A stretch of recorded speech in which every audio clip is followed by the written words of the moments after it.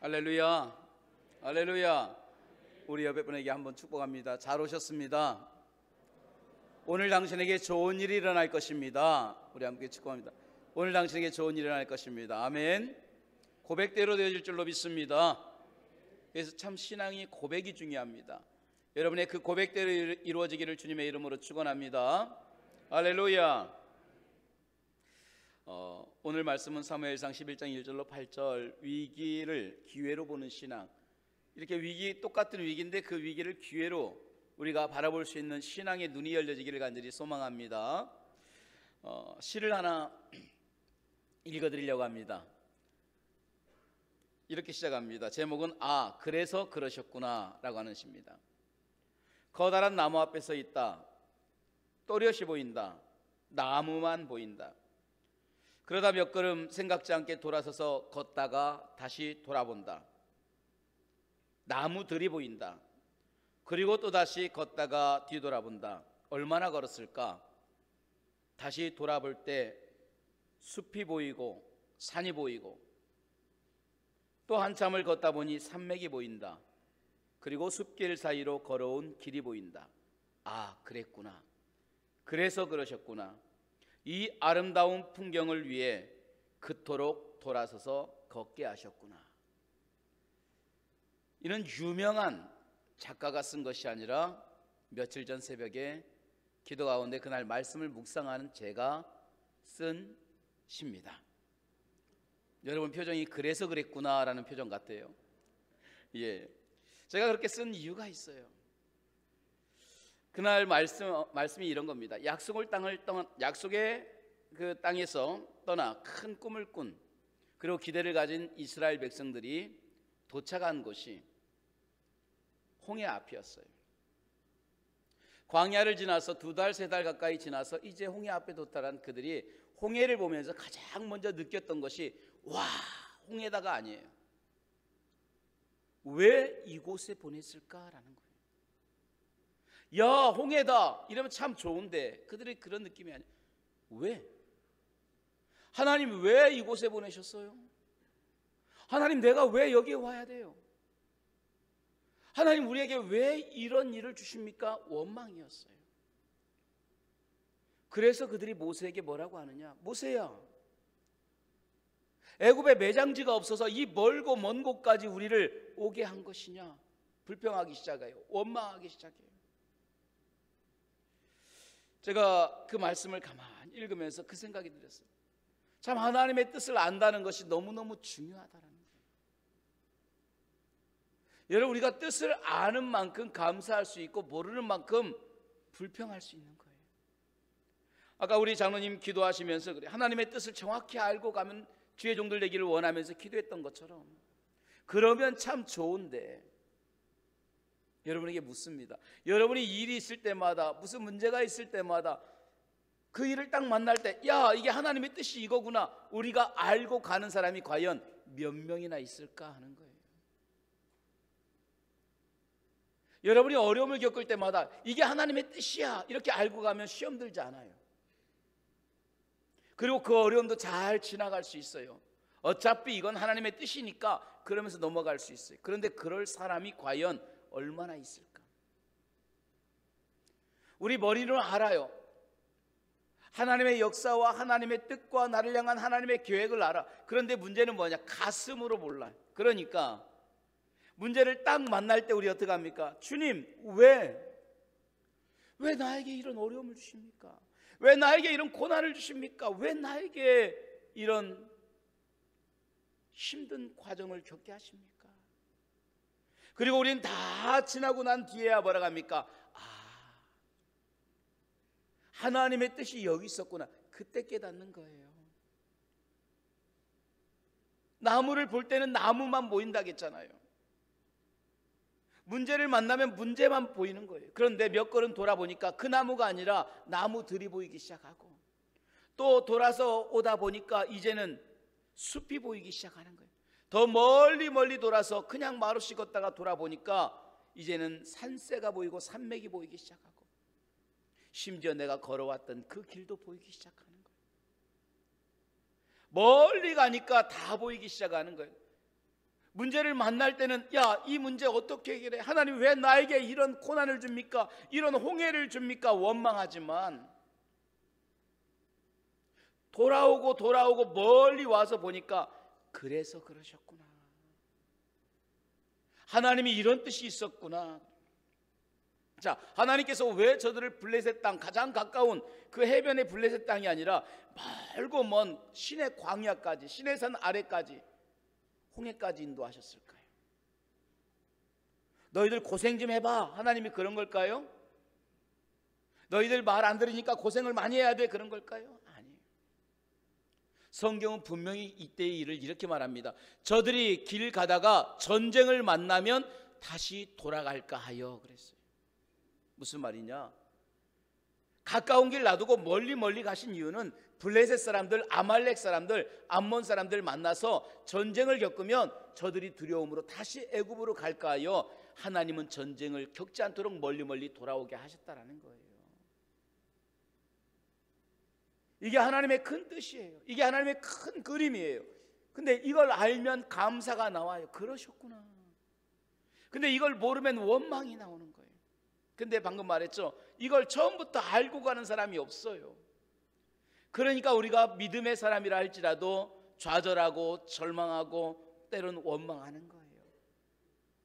여러분, 그러므로 우리는 항상 어려운 일을 겪을 때에 우리가 흔들리지만 늘 한 가지 잊지 마세요. 그건 뭐냐? 하나님에 대한 신뢰입니다. 할렐루야. 하나님은 내 인생에 가장 좋은 걸 주신다. 하나님은 내 삶에 가장 선한 길로 인도하신다는 하나님에 대한 신뢰를 갖기를 간절히 소망합니다. 그러면 힘들고 고난 가운데도 그럼에도 우리가 견디고 이길 수 있지 않을까 하는 그런 생각을 하게 됩니다. 자, 오늘 본문의 말씀은요, 생각지 못한 문제에 부딪힌 이스라엘 백성들에 대한 이야기로 시작됩니다. 우리 1절을 한번 같이 볼까요? 1절 말씀입니다. 같이 읽습니다. 암몬 사람 나하스가 올라와서 길리앗 야베스에 모아서 진침해 야베스 모든 사람들이 나하스에게 이르되 우리와 언약하자, 그리하면 우리가 너를 섬기리라 하니. 자, 가나안으로 올라온 이스라엘 백성들은요, 요단강을 중심으로 동과 서로 이곳저곳에 나누게 돼요. 특별히 요단 서쪽에 많이 있었지만 요단 동편에도 므낫세 반지파나 갓지파나 루벤 지파, 요 지파들이 이렇게 있었어요. 특별히 오늘 말하는 길리앗 야베스는 므낫세 지파에 속한 하나의 성읍입니다. 근데 거기에 암몬의 나하스라고 하는 왕이 암몬 사람들을 데리고 와서 막 공격을 하게 된 거예요. 그래서 참 어려움을 겪은 거죠. 그러자 당황한 이 길리앗 사람들이 그 암몬 사람들에게 말합니다. 화친합시다 그래요. 그렇게 전쟁으로 하지 말고 화친합시다. 우리가 당신의 이야기를 잘 들을 테니까 화친하고 서로 친교를 맺읍시다 그래요. 근데 저들은 화친하지 않아요. 왜 화친하지 않느냐? 처음부터 화친할 생각으로 온 게 아니니까. 그래서 저들은 뭐라고 하느냐? 2절에 보세요. 암몬 사람 나하스가 그들에게 이르되 내가 너희 오른 눈을 다 빼야 너희와 언약하리라. 눈을 다 빼야 화친할 것이다 그래요. 그러면서 말합니다. 내가 온 이스라엘을 이같이 모욕하리라. 이게 중요해요. 저들이 올라온 이유는 화친이 아닙니다. 무엇을 줘서 그냥 넘어가는 게 아니에요. 모욕하기 위해서 넘어간 거예요. 모욕하려고 올라온 거고 작정하고 올라왔다라는 사실입니다. 자, 근데 궁금한 거, 도대체 암몬 사람들이 누군데 이스라엘 백성들을 이렇게 작정하고 올라와서 모욕을 줄까? 그래요. 여러분, 암몬이라고 하는 이 사람들이 멀리 모르는 사람이 아니에요. 이스라엘에 가까운 친족입니다. 누구냐? 롯의 후손입니다. 아브라함과 롯이 함께 왔잖아요. 그리고 롯은 소돔과 고모라 땅 쪽을 선택했고 아브라함은 또 하나님의 땅을 선택합니다. 그런데 소돔과 고모라가 멸하게 되고 거기에서 롯과 그 자녀들이 나와서 그 안에서 낳은 자녀가 베남이죠. 그의 후손이 암몬이에요. 그러니까 이 암몬은 누구냐? 롯의 후손이고 롯은 아브라함의 조카잖아요. 혈연이에요, 혈연. 그렇게 가장 가까운 조카와 삼촌의 관계에서 서로 한 민족을 이루게 됐는데 그들이 막 힘들게 한 거예요. 그들이 잔인하게 하고 막 공격적으로 하는 거예요. 뭐라고 합니까? 너희 눈을 빼야 내가 화친할 거야. 너무 극단적이잖아요. 너무 공격적이잖아요. 자, 그런데 생각해 보세요. 왜 저들이 공격적일까? 왜 저들이 극단적으로 말할까? 눈을 빼야 돼. 내가 조롱할 거야. 왜 그럴까? 생각해 보면 한 가지 나와요. 그게 뭐냐? 열등감이에요. 그 마음속에 열등감이 있었던 거예요. 똑같이 아브라함과 롯이 같이 출발해서 왔고 같은 지역에서 정착을 했는데 아브라함의 후손들인 이스라엘은 축복을 받는 거예요. 그런데 롯의 조카인 롯의 후손들 자기들은 축복의 대상이 아닌 거예요. 그러니까 미운 거예요. 그러니까 싫은 거예요. 그런 열등감을 가지고 자꾸 공격을 합니다. 속에 화만 남아있는 거예요. 참 안타깝잖아요. 여러분, 너희의 눈을 빼서 가져와야 언약할 것이다. 공격적이고 화만 남아있고 열등감으로 가득 차고. 자, 이런 제안에 이스라엘 백성들이 뭐라고 말하느냐, 이게 참 중요해요. 3절 같이 한번 읽어볼까요? 3절입니다. 같이 읽습니다. 시작. 야베스 장로들이 그에게 이르되 우리에게 이레 동안 말미를 주어 우리가 이스라엘 온 지역에 전령들을 보내게 하라. 만일 우리를 구원할 자가 없으면 내게 나아가리라 하니라. 아멘. 참, 말미를 주어 그래요. 일주일간 말미를 달라, 시간을 달라. 이게 얼마나 지혜로운지 몰라요.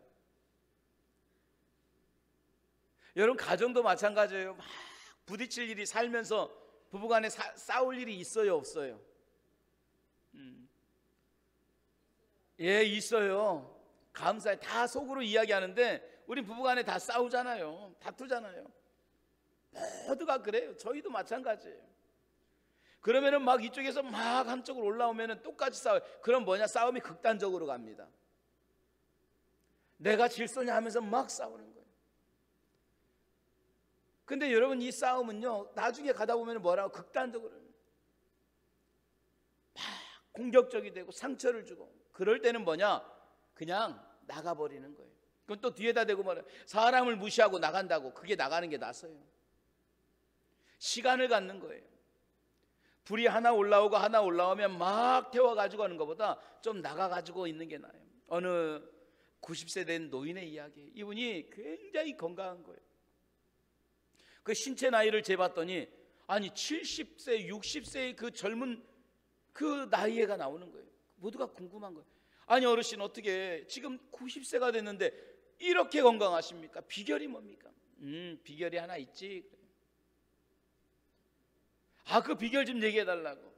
사실은 내가 우리 집사람이랑 너무너무 많이 싸웠어. 그런데 한 60이 됐을까? 너무너무 싸우다가 둘이 이래저래 가면 안 되겠다 싶어서 제안을 했어. 무슨 제안을 하셨어요? 앞으로 다툴 일 있으면 밖에 30분씩 돌아다니다 오기로. 아, 그래요. 그러니까 하루에 이제 다툴 일이 생기는 거예요. 그런데 30분 한 번에 다툴 일이 아니라 하루에 4번, 5번, 6번 계속 다툴. 그럴 때마다 동네를 돌아다니기 시작한 거예요. 하루에 4시간, 5시간, 10시간. 그러니까 체력이 90이 돼도 너무너무 건강해지는 거예요. 다툴 일이 있을 때마다 그냥 밖에 나가는 거예요. 자꾸 부딪히는 걸 피하는 거예요. 자, 오늘 길리앗 장로들이 그랬어요. 일주일간 시간을 주세요. 만약에 그때에도 이게 해결되지 않으면 우리가 당신에게 가겠습니다. 그러는 거예요. 여러분, 이 방법이 참 좋아요. 다급할수록, 때는 우리가 절망적일수록 우리 하나님께 맡기고 시간을 갖고 하나님께 엎드릴 수 있는 주의 종들이 되기를 주님의 이름으로 축원합니다. 할렐루야. 자, 이렇게 시간을 버는 이스라엘 백성들이 선택이 뭐냐라는 거예요. 오늘 핵심이 이거예요. 길레앗 야베스 장로들이 시간을 주세요 해놓고 그들이 누구를 찾느냐? 우리 한번 같이 볼까요? 4절입니다. 같이 읽습니다. 시작. 이에 전령들이 사울이 사는 기브야에 이르러 이 말을 백성에게 전하매 모든 백성이 소리를 높여 울더니. 자, 오늘 길레앗 야베스에 이런 문제가 생깁니다. 그리고 그들이 선택은 누굽니까? 사울이었어요. 왜 사울을 선택했어요? 우리가 다 알고 있는 거예요. 그가 왕이었기 때문에. 그가 얼마 전에 왕으로 기름을 부음받았기 때문에 그래요. 그래서 사울을 찾아간 거예요. 왕이 이 문제를 해결한다라는 믿음이 있었고 왕이면 이 문제를 해결해야 된다는 확신이 있었기 때문에 찾아간 거예요. 여러분, 오늘 인생에 문제가 있을 때마다 누구를 찾아오느냐? 사람이 아니에요. 우리 주님께 찾아올 수 있기를 주님의 이름으로 축원합니다. 오늘 예수님은 이 문제를 해결하실 수 있는 분인 줄로 믿습니다.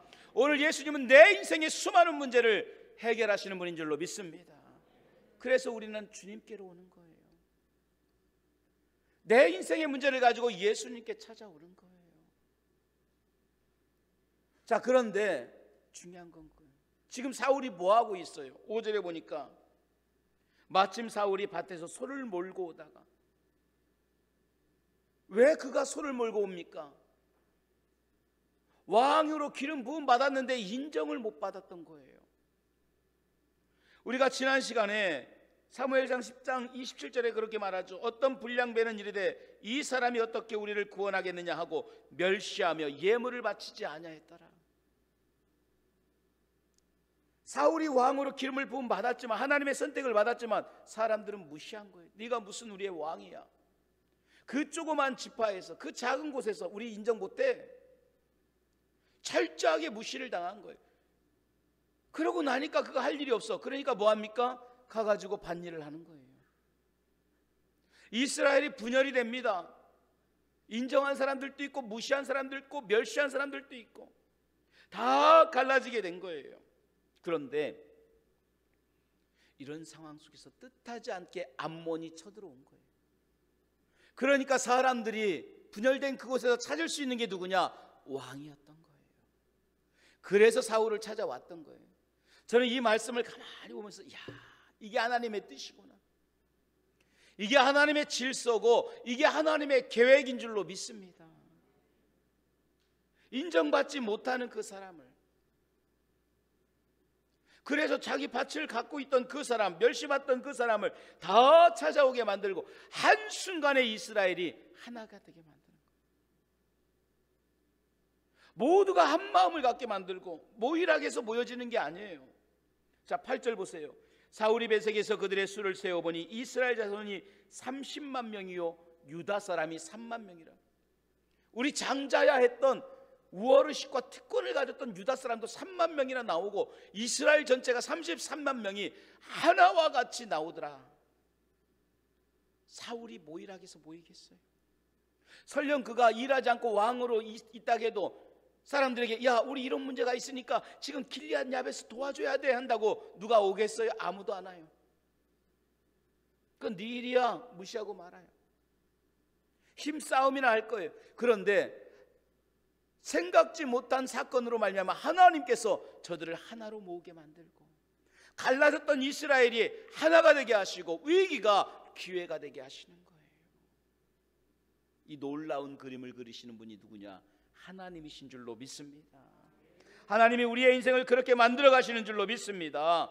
할렐루야. 내가 한다고 되는 게 아니에요. 내가 노력한다고 되는 게 아니에요. 하나님께서 성령의 바람을 일으켜 주셔야 될 줄로 믿습니다. 그래서 오늘 성경에도 이렇게 말합니다. 6절에 사울이 이 말을 들을 때에 하나님의 영에게 크게 감동됨. 하나님의 성령이 임하시는 거예요. 하나님의 영이 임합니다. 그러니까 7절 마지막 부분에 뭐라고 말하느냐? 여호와의 두려움이 백성에게 임함에 그들이 한 사람같이 나오더라. 하나님의 성령이 임하시고 여호와의 두려움, 여호와의 영이 백성에게 임할 때에 두려움이 느껴지고 저들이 하나같이 나오게 하더라. 하나님의 바람을 부르시니까 교회가 하나가 됩니다. 분열된 마음이 하나가 됩니다. 성령이 임재하시니까 나눠졌던 성도가 하나 되는 은혜와 역사가 있는 줄로 믿습니다. 위기야가 아니라 오히려 그 위기 가운데 기회로 삼으시고 영적 질서를 세워가시더라는 거예요. 여러분, 지난 시간에 제가 말씀드렸던 것처럼 지난 시간에 이어서 처음 교회 부임했을 때 3개월 만에 참 위기를 겪었다고 했잖아요. 새 가정이 찾아와서 수레뭉치를 놓고, 목사님 다른 사람 다 전도해도 되고 다른 사람 우리 교회 다 와도 되는데 그 집은 안 됩니다 했던 새 가정이 있었어요. 그때 제가 걱정을 했어요. 야, 큰일 났다. 3개월 만에 이거 나가게 됐다. 근데 속에서 화가 나는 거예요. 어떻게 교회에 오는 사람을 못 오게 할 수 있고 어떻게 예수 믿는 사람들이 이럴 수가 있어. 막 분노가 일어납니다. 그때 제가 그래도 오게 할 겁니다 라고 하면 이제 다툼이 일어나는데, 참 제 아내가 그래요. 일주일만 시간을 주세요. 오늘 꼭 그 이야기하고 똑같아요. 길리앗 야베스 사람들이 뭐라고 하느냐, 이래 동안 말미를 주어. 그 이야기가 똑같아요. 일주일 시간 주세요 그러더라고요. 그래서 제가 집에 오면서 그랬어요. 어떻게 일주일을 저들한테 달라고 하냐, 이 사악하고 이 악한 사람들이라고. 교회 온다는 사람을 못 오게 하는데 어떻게 그들에게 일주일을 달라고 하냐고. 근데 일주일을 달라고 이제 기도하기 시작해요. 근데요, 놀라운 것은 그거예요. 하나님의 은혜가 거기에서 임하기 시작하는 거예요. 일주일 동안 기도하는데 엄청난 역사가 일어나는 거예요. 다 이야기는 못하지만 그 세 가정을 끊어내시는 하나님의 역사를 보면은요, 기가 막힙니다. 한 이틀 정도 됐을까요? 새벽에 기도하고 이제 낮에 일이 있어서 가까운 곳에 이렇게 볼일을 보러 나갔는데 전화가 왔어요. 그 가정 중에 한 가정입니다. 목사님, 예, 여기 병원이에요. 아니, 오늘 새벽 예배도 나오셨는데 왜 병원에 계세요? 새벽 예배 끝나고 아침에 일하러 나왔다가 항상 다니던 그 공장이고 그분들이 운영을 하시는 곳인데, 지나가다가 갑자기 물도 없는 곳에 미끄러진 거예요. 미끄러지면서 다리를 다친 거예요. 근데 다리를 다친데 다른 데가 문제가 있는 게 아니라 뼈가 골절이 됐는데, 하나가 아니에요, 세 군데가 골절이 된 거예요. 양쪽 다리가. 그 뜬금없이 병원에 가신 거예요. 그러더니 갑자기 두 다리를 다 기부스를 하신 거예요. 꼼짝없이 몇 달을 거기에 있어야 되는 거예요. 그리고 또 며칠이 지났나요? 토요일 날 새벽으로 기억됩니다. 새벽 예배에 나와서 기도하고 있는데 불을 끄고 막 기도하는데 갑자기 우는 소리가 나와요. 보통 조용하게 기도하는데 막 통곡을 하면서 우는 거예요. 그 두 가정 중에 또 한 사람이. 근데 갑자기 통곡을 하면서 울면서 한순간에 이 의자에 앉아있다가 바닥으로 내려와서 막 떠는 거예요. 그러면서 하는 말이, 하나님 잘못했어요. 하나님 잘못했어요. 제가 나중에 여쭤봤습니다. 아니, 왜 그렇게 하셨습니까? 했더니 갑자기 기도하는데 하나님이 두려울 정도로 가슴에 무서움을 주시는 거예요. 오늘 성경의 말씀과 같이 하나님의 두려움이 그분에게 임하기 시작하는 거예요. 그냥 그 순간 문제가 해결돼 버렸어요. 그 순간 시끄러울 수밖에 없었던 문제가 해결되고 오히려 교회가 하나가 되고 그 위기가 오히려 교회가 부흥하는 놀라운 역사를 이루어낸 줄로 믿습니다. 사랑하는 주의 종들이요, 위기의 순간에 하나님이 함께 하심으로 오히려 그 위기가 기회가 되고, 암몬이 쳐들어온 위기가 오히려 이스라엘이 하나가 되고 이제는 본격적인 하나님의 나라를 세워가는 사울을 중심으로, 왕이 되는 중심으로 세워나가는 축복의 발판이 됐다는 거예요. 물론 우리가 걸어가다 보면 하나님의 뜻을 몰라요. 그래서 위기가 올 때마다 우리는 두려워합니다. 하나님, 왜 내게 이런 어려움을 주십니까? 왜 이런 환난을 주십니까? 원망하고 불평할 때가 많을 거예요. 우리는 그 모든 과정을 다 지나놓고 나서야 이게 하나님의 큰 뜻이었구나. 왜 노란색을 칠했고 왜 파란색을 칠했는지 그때는 몰랐는데 하나님이 이렇게 아름다운 작품을 만드시기 위하여 그 때때로 노란색, 파란색, 때로는 힘든 과정을 겪게 하셨구나. 지나고 나니까 알게 되는 거예요. 그 과정 속에서 하나님에 대한 그 신뢰를 버리지 않기를 원합니다. 하나님은 가장 선하게 인도하시고 그럼에도 불구하고 하나님은 내 인생에 가장 좋은 곳으로 주신다는 하나님에 대한 온전한 신뢰를 버리지 않기를 원합니다. 그 신뢰를 바탕으로 기도하면서 사람들이 바라볼 때는 똑같은 위기지만 하나님의 기회를 만들어내고 그 위기 속에서 하나님이 일하실 기회를 만들어내는 저와 여러분이 되기를 주님의 이름으로 축복합니다. 할렐루야. 기도하겠습니다.